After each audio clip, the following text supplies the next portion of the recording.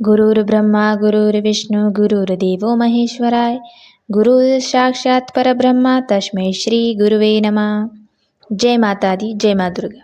आप सभी का स्वागत है मेरे इस चैनल में। तो आज हम बात करने वाले हैं दुर्गा सप्तशती।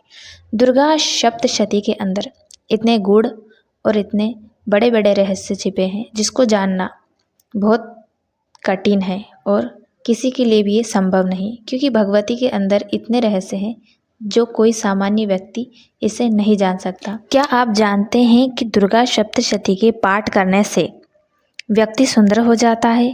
आखिर वो कौन सा पाठ है जिसको करने से व्यक्ति के अंदर इतनी सुंदरता आ जाती है? तो यही रहस्य आज हम जानेंगे और आप लोगों को विस्तार से समझाएंगे कि आखिर दुर्गा सप्तशती के पाठ करने से व्यक्ति के अंदर सुंदरता कैसे आ जाती है। तो चलिए वीडियो को विलंब ना करते हुए आगे बढ़ाते हैं। अब आप लोग ये तो नहीं सोच रहे हैं कि ऐसा थोड़ी होता है कि दुर्गा सप्तशती के पाठ करने से व्यक्ति सुंदर हो जाता है। तो भाई ये बात सिर्फ वो समझ सकते हैं जिन्होंने दुर्गा सप्तशती का पाठ किया है। उनके अंदर कितना परिवर्तन आया है ये सिर्फ एक पाठ करने वाले साधक को ही समझ में आएगा। तो चलो अब वीडियो शुरू करते हैं और बताते हैं कि आखिर वो क्या रहस्य है। तो पाठ का नाम भी मैं बताऊंगी आखिर वो कौन सा पाठ है, पर यहाँ जब सुंदरता की बात की है तो वो जानते हैं। तो ये कहानी यहाँ से शुरू होती है। मधु और केटप को मारने वाली तथा ब्रह्मा जी को वरदान देने वाली देवी तुम्हें नमस्कार है। पहले माता दुर्गा को नमस्कार किया है और जिन दैत्यों को माता ने मारा था उनके प्रति उनको संबोधित करके माता को नमस्कार किया है। फिर शुरू होता है तुम मुझे रूप दो। तो यहाँ रूप की बात की गई है, तुम मुझे रूप दो, आत्मा ज्ञान स्वरूप दो। तो यहाँ पे शुरू होती है कि आखिर वो सुंदरता की क्या बात कही गई है कि तुम मुझे रूप दो। ये किससे कहा जा रहा है? माता से कहा जा रहा है कि तुम मुझे रूप दो, आत्मा स्वरूप का ज्ञान दो।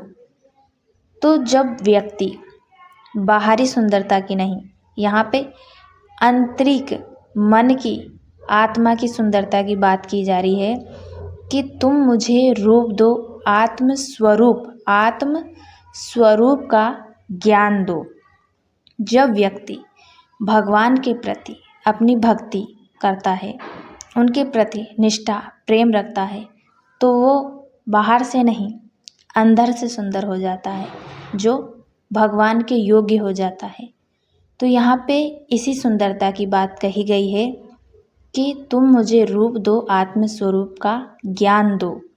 जब उसके अंदर ज्ञान का निवेश होता है, वो ध्यान करता है, तो उसकी आत्मा सुंदर हो जाती है, जिससे उनके आराध्य, उनके प्रभु प्रसन्न हो जाते हैं। तो भगवान को शरीर से थोड़ी मतलब है, वो तो उनकी आत्मा, उनके मन से, विचारों से पवित्र और सुंदर देखते हैं। तो ये आंतरिक सुंदरता की बात कही गई है। जब भी कोई माँ के प्रति आगे बढ़ता है तो माँ उसके अंदर के मैले विचारों को हटा देती है, उनके मन को निर्मल बना देती है। तो ये माँ का पाठ कोई सामान्य पाठ नहीं, ये भगवती के साक्षात स्वरूप का दर्शन कराने वाला सामर्थ्य रखता है। ऐसा ये दुर्गा सप्तशती का पाठ है। तो माँ है, बच्चे को निर्मल करती है, फिर अपने पास बुलाती है। तो आगे और ऐसे कई रहस्य हैं जिसको अगर विस्तार से बताएं ना तो भी समय कम पड़ जाए, पर उनकी ना गुणवत्ता कभी ख़त्म नहीं होगी। तो ये दुर्गा सप्तशती का पाठ इतना प्रभावशाली है। कई बार लोग अपने अनुभव बताते हैं तो वो कहते हैं कि दुर्गा सप्तशती के पाठ के दौरान उनका जी घबराने लग जाता है, उनको उल्टी सी आने लग जाती है। तो ये आखिर क्यों होता है? ये इसलिए होता है कि अगर तुम माँ के समक्ष बैठे हो और उनका ही पाठ कर रहे हो तो कोई गलत विचार तुम्हारे अंदर नहीं रह सकता, कोई भी नकारात्मक चीज़ तुम्हारे अंदर नहीं रह सकती। उनका वो माता नाश कर देती है और भक्त को निर्मल कर देती है। पाठ का नाम ध्यानपूर्वक सुने।